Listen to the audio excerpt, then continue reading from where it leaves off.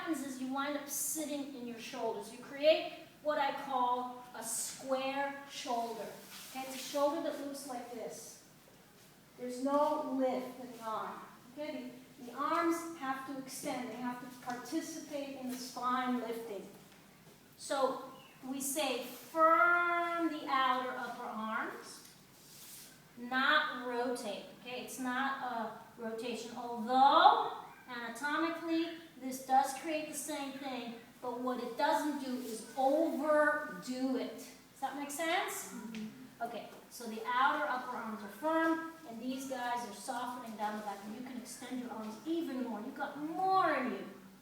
Now lift here. Okay.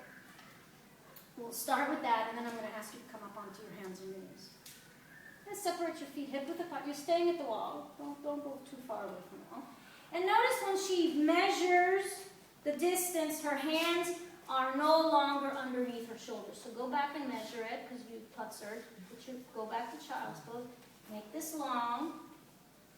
That's how we measure it. And keep this long, and now come up onto your hands and your knees. Now that's the distance we're looking for. Now, as she presses into the palms of the hands, I want a feeling of suction. Sucking up, drawing up the forearms out of the palms of the hands. So you feel that the forearms go up, they lift out of the palms of the hands, and I want a drawing in, not rotating, but a containing. In. The forearms, the upper arms draw in. So there's equal weight on the inside and the outside of the hand.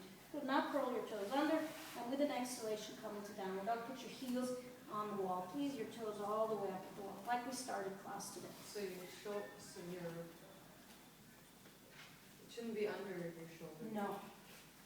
No, we can discuss that later on, but that's a very good. So, creating a feeling of resisting. Okay, so every posture, and when I hold her, I want you to resist the floor more. Yeah, and firm. Okay. Little, yeah, and the next. Okay, firm in here.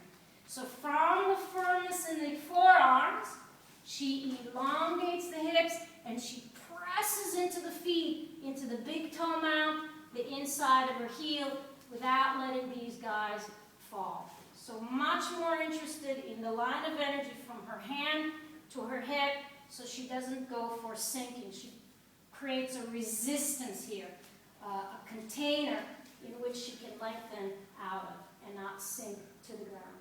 Okay? So forearms in, without rotating, it's just a drawing in and a pulling straight up out of her hands. Fingers lengthening forward. Okay, let's give it a go.